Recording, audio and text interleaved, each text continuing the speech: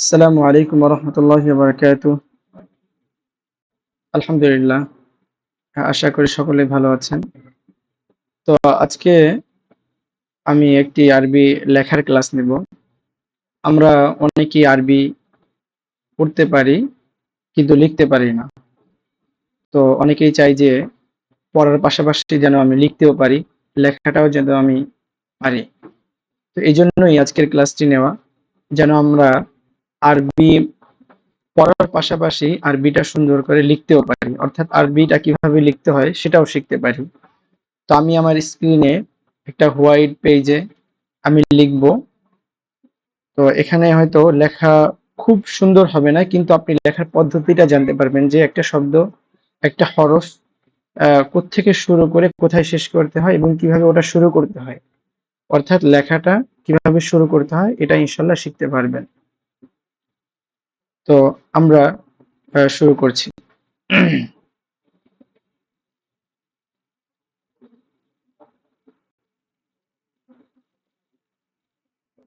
তো আমি প্রথমে আলিফ লিখব। এই যে দেখুন কিভাবে লিখতে হয়। উপর থেকে এই যে নিচে চলে যাবে আলিফ। আবার দেখাই, উপর থেকে নিচে আলিফ। তারপরে বা, ডান দিক থেকে শুরু হয়ে সোজা যাবে, তারপরে বাম দিক থেকে এভাবে উঠবে। আপনি যদি বা লেখা শিখতে পারেন তাহলে তিনটা হরফ শিখতে পারবেন: বা, তা, সা। তো বা এর নিচে এক নুক্তা। আমি আবার দেখাচ্ছি বাটা কিভাবে লিখতে হবে। এই যে ডান দিক থেকে শুরু করে তারপরে এভাবে সমান্তরাল ভাবে চলে যাবে, তারপর বাম দিক থেকে উঠবে বা। যদি উপরে এক নুক্তা দিই, এখানে উপরে দুই নুক্তা দিলে হবে তা। যদি নোটটা আরেকটা বাড়িয়ে দিই তাহলে হচ্ছে সা। তারপরে আমরা লিখব জিম।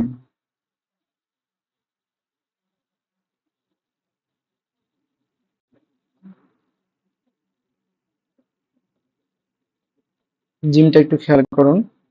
প্রথমে বাম দিক থেকে এখান থেকে শুরু হবে, এখান থেকে শুরু হয়ে এদিকে যাবে, তারপরে আবার এভাবে আসবে। জিমটা আবার দেখাচ্ছি কিভাবে লিখতে হবে। এই যে উপরে গেলে একটু, তারপরে একটু ডানে যাবে, তারপরে এটা গোল হয়ে এভাবে আসবে। এটা হা। যদি মাঝখানে একটা নুক্তা দিই তাহলে এটা হবে জিম। যদি আমি এটার উপর একটা নুক্তা দিই এটা হবে খ। অর্থাৎ আপনি যদি জিমটা শিখে যান তাহলে তিনটা হরফ শিখতে পারবেন: জিম, হা, খ। তারপরে আমি দাল লিখব। দাল কোত্থেকে শুরু হবে খেয়াল করুন। এই যে উপর থেকে, এখান থেকে শুরু হয়ে এই যে নিচে আসবে এভাবে। আবার দেখাচ্ছি।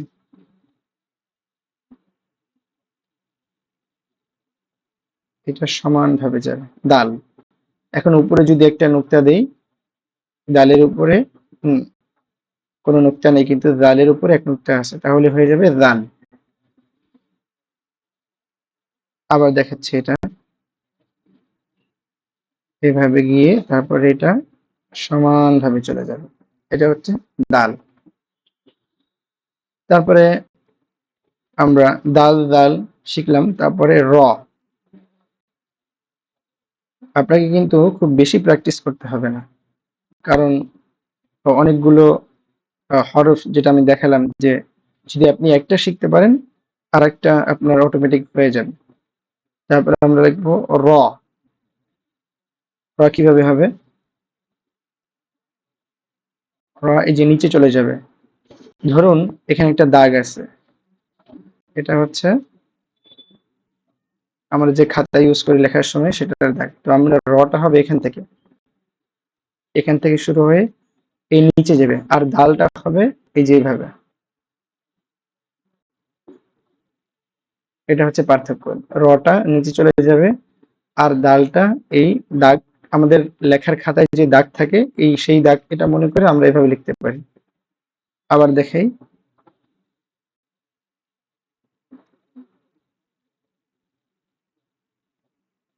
এটা হচ্ছে র। আমি যদি উপরে এক নুক্তা দিই তাহলে এটা হয়ে যাবে ঝা। উপরে এক নুক্তা দিলে ঝা। তারপরে লিখবো শিন। সিন শিন। প্রথমে সিন লিখবো, একটা মাথা, দুইটা মাথা, তিন মাথা। সিনের তিনটা মাথা থাকে, তারপরে অনেক বড় একটা পেট থাকে, এটা হচ্ছে সিন। আমরা আবার দেখি, আমি এখান থেকে শুরু করলাম, আবার মাথা দিলাম, আর একটা মাথা দিয়ে, তারপরে সিন। আমি যদি এখন উপরে তিনটা নুক্তা দেই, এক দুই তিন, তাহলে এটা হয়ে যাবে শিন। আমি আর একবার দেখাই,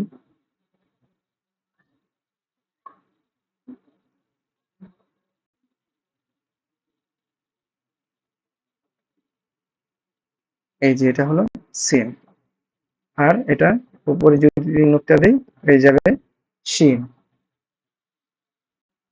তারপরে সদ।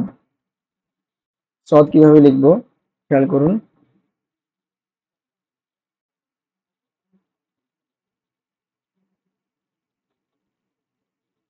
পেটটা কিন্তু এটা সিনের মতোই হবে, আর কিন্তু এই জায়গাটা এরকম গোল হবে। আবার দেখাই, কোত্থেকে শুরু করতে হবে, এই যে এখান থেকে শুরু করতে হবে, এখান থেকে শুরু করে এভাবে এনে তারপর এভাবে করি, একটু মাথা থাকবে এখানে, মাথার পরে ঘুরিয়ে, এই যে এটা হচ্ছে সব। যদি উপরে একটা নুক্তা দিই হয়ে যাবে দ। এখন এটা হচ্ছে সব, এটা হচ্ছে দদ। আমি একটু আবার দেখাই,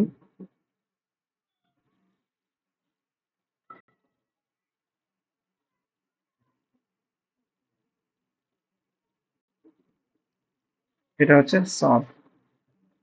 যদি উপরে এক নুক্তা দেই হয়ে যাবে দ। তারপরে ত। ত কিভাবে লিখবো, তয়ের শুরুটা হবে কিছুটা সদের মতো, দেখুন, এই যে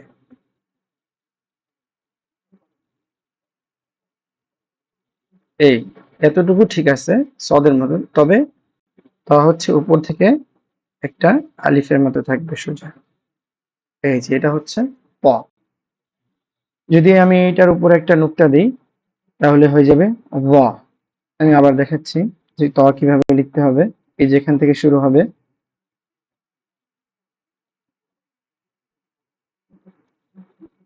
তারপরে এই যে দাগটা আসবে উপর থেকে। অনেকে নিচ থেকে লিখে যায়, না নিচ থেকে হবে না, এটা উপর থেকে লিখতে হবে। ত, ত, ব। তারপরে লিখবো আইন। আইন শুরু হবে, এই যে খেয়াল করুন থেকে, এই শুরু করলাম আমি, এই যে একটা মাথার মতো হবে, তারপরে একটা বড় একটা পেট হবে, এটা হচ্ছে আইন। আবার দেখাচ্ছি, এই যে আমি শুরু করলাম,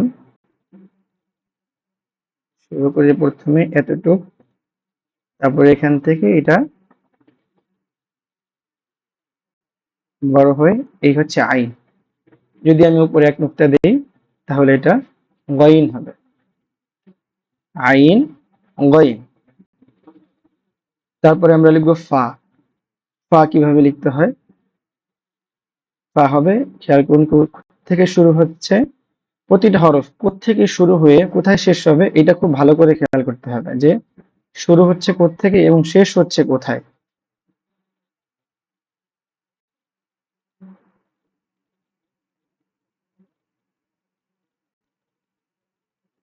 এই এটা হচ্ছে ফা, ফা এর উপরে এক নুক্তা। আবার দেখাই,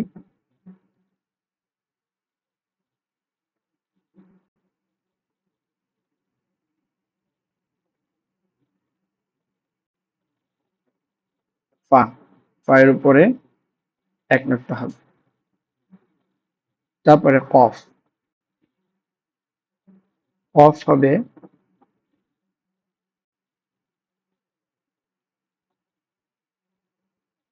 দেখুন ফা আর কফের একটু পার্থক্যটা, আমি আবার ফা লিখছি, কেটে দিই। এই যেমন এটা হচ্ছে একটা টাং, একটা দাগ। আমরা যে খাতাগুলো ইউজ করি, নোট, নোটবুক, সেগুলোর মধ্যে যে দাগ থাকে এটা হচ্ছে সেই দাগ। তো ফা লিখবো আমি এখান থেকে।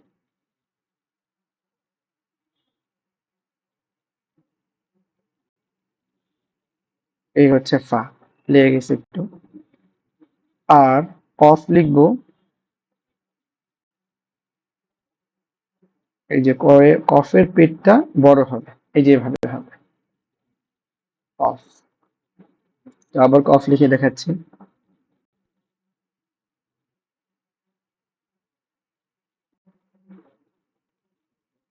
কফের উপরে দুই নোক্তা। তো আমরা এখন লিখবো কাফ।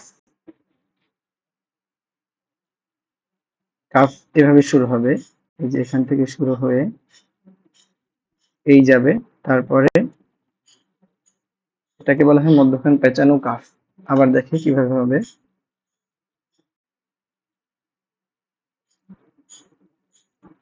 কাফ।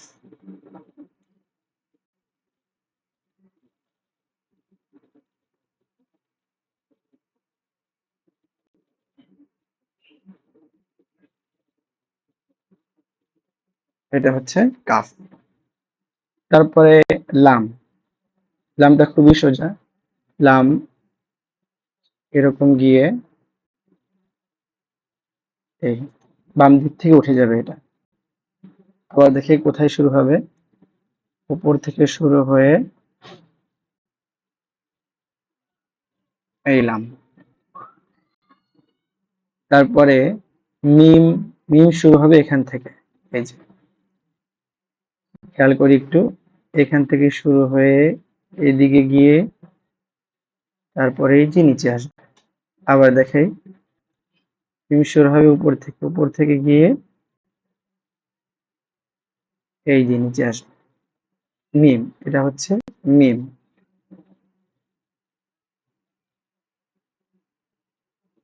এই এভাবে লিখতে হবে মিম।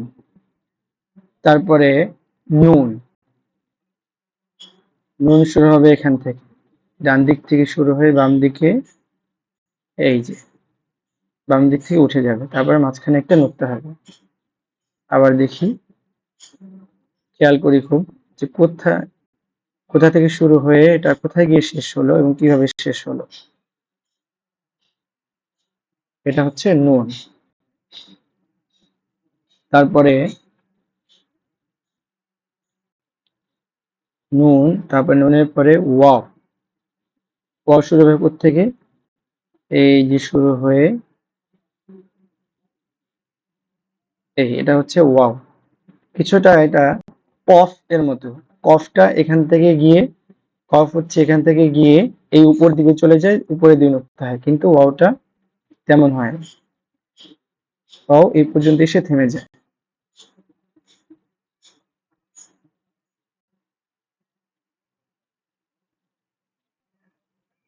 এটা হচ্ছে ওয়াও। তারপরে হা। এটা ছোট হা কিভাবে লিখতে হয়। হা এখান থেকে শুরু হবে, খেয়াল করি হাটা কিভাবে শুরু হবে, এই যে এখান থেকে এটা বাম দিক থেকে শুরু হয়ে ডান দিকে যাবে, গিয়ে এইখানে একটা পেটের মতো হবে, তারপরে এই যে হা।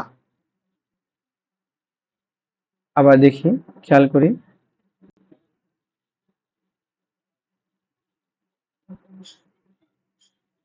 এটা হচ্ছে হা।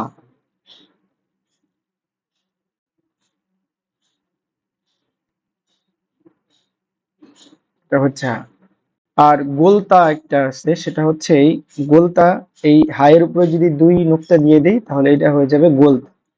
হায়ের উপরে যদি দুই নোক্তা দিই তাহলে হবে গোলতা। এটা হচ্ছে ছোট হা। হায়ের পরে হামজা। হামজা কিভাবে লিখতে হয়,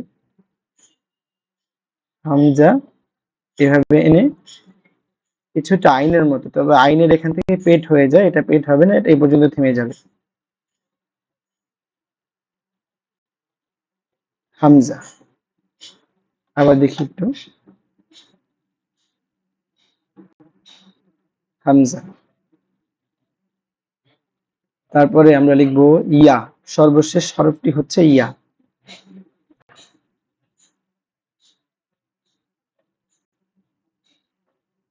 এটা হচ্ছে ইয়া। আবার খেয়াল করি, থেকে শুরু করলাম ইয়াটা।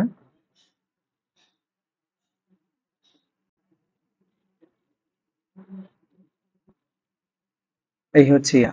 ইয়া এর নিচে 2 নোক্তা হয়। ইয়া এর নিচে 2 নোক্তা হয়। যখন ইয়া মাঝে আসে, শব্দের মাঝে আসে, তখন নিচে 2 নোক্তা হয়। আবার দেখি ইয়াটা কিভাবে লিখলাম। এই যে ডান দিক থেকে শুরু করে বাম দিকে গিয়ে, আবার ডান দিকে এসে নিচের দিকে গিয়ে এই উপরে উঠে যায়। এটা হচ্ছে ইয়া। তো এই যেই হরফগুলো আমরা এতক্ষণ শিখলাম, এগুলো যদি আপনি একটা খাতা নিয়ে ভিডিও দেখে দেখে একটা একটা হরফ করে প্র্যাকটিস করেন, ইনশাল্লাহ খুব সহজেই হয়ে যাবে। তো আজকের মতো এই পর্যন্তই। আল্লাহ তাআলা সকলকে সুস্থতার সাথে রাখুন। ওয়া আখিরু দাওয়ানা আলহামদুলিল্লাহি রাব্বিল আলামিন। দেখা হবে ইনশাল্লাহ সামনে অন্য কোনো দর্সে।